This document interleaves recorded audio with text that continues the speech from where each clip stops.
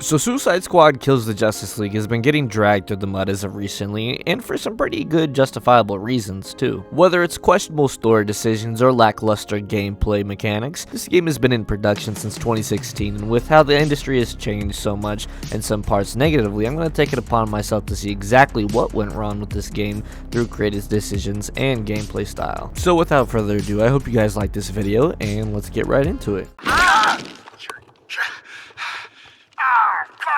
Sorry.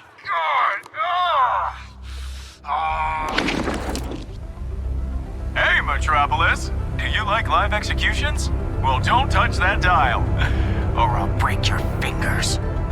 On paper, when you think about a game where you get to off the Justice League, you're obviously going to get some reactions from people who are either hyped or skeptical on that premise. And you definitely get to kill them. But at what cost? I mean, I'll give you credit where credit is due. Yeah, you get to off the Justice League, but it gets very boring and all the deaths end up coming to be super lackluster by the end of the day. You run through this continuation of the Arkhamverse with returning in new characters such as Penguin, Riddler, with the arrival of Toyman, Hack, and a list of other forgettable in-game characters, along with everybody's favorite addition, Batman, the one who lived through Arkham Asylum, City, and Arkham Knight. We don't talk about Origins. Underrated, but it has its problems. And I'm not going to be one of those people who talks about them doing Kevin Conroy supposedly dirty for his last role because A, if he didn't want to do it, he wouldn't have. B, nobody knew he was diagnosed. And C, we already know this isn't his last public role. I mean, we're getting him in Crisis on Infinite Earths Part 3, I think, as beat-ass Batman. But with the addition of this, the poor story beats and the lacking of quality gameplay really end up hindering what could have been a promising story. Most notably for me was the first half of the game, specifically the first 2 hours, where we learn about the team and we get to know the chemistry and history with each other within this world and their godly opponents.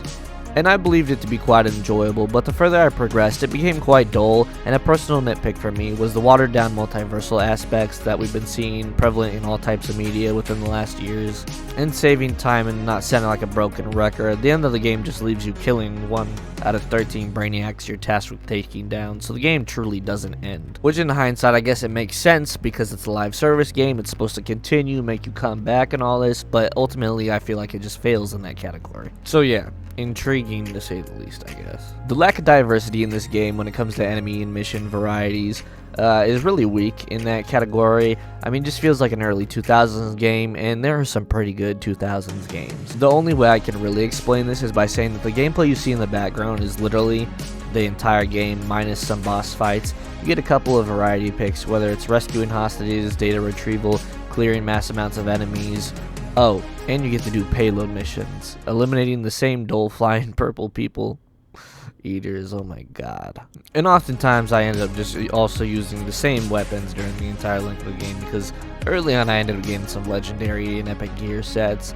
So it was pretty vanilla right off the bat, and getting randomized loot from bat pods at the end of every mission, I mean, it's alright, it's nothing crazy. The skill tree itself also wasn't anything that I ever... Alright, I have to keep it real with you guys. When it came to playing this game within the full 13 hours that it took me and another person to get through, I cannot stress enough how much of a dull and kind of setback this game was for me.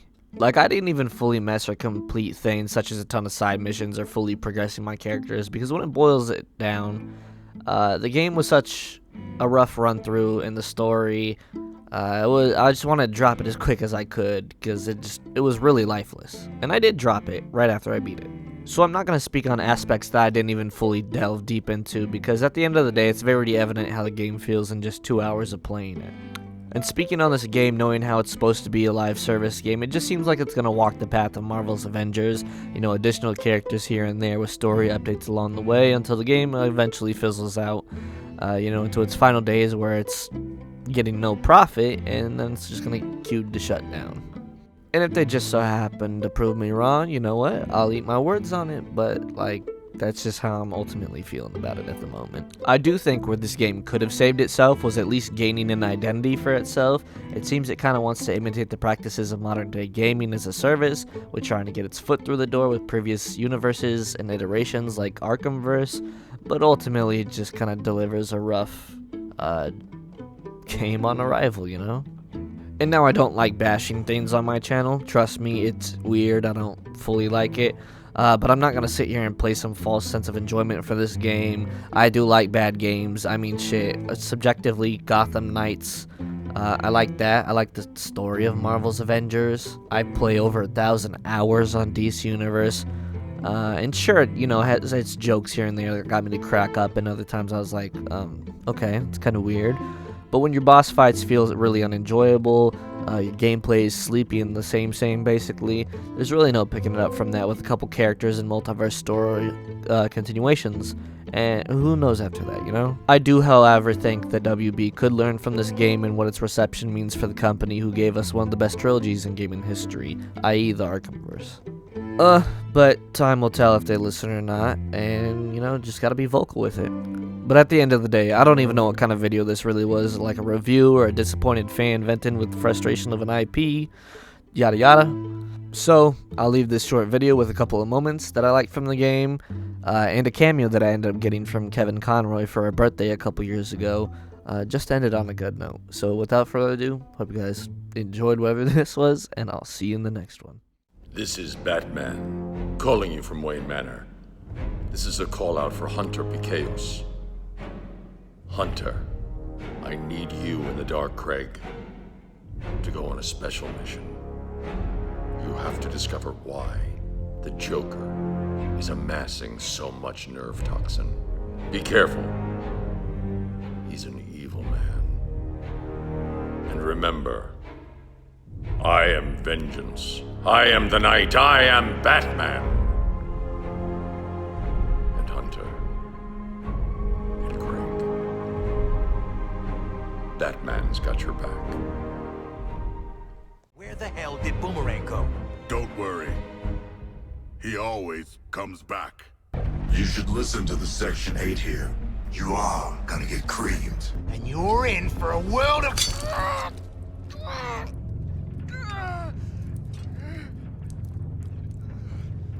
Ah, shit!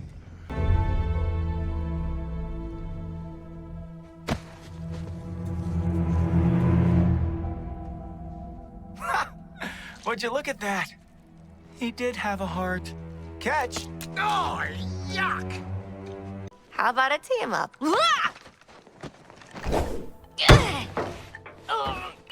You didn't let her finish. We should team up.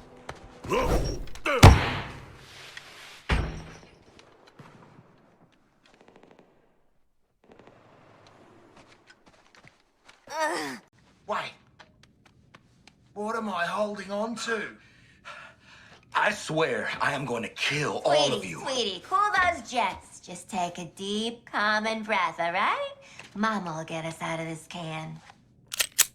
No! Have you lost your damn mind, Quinn? Again?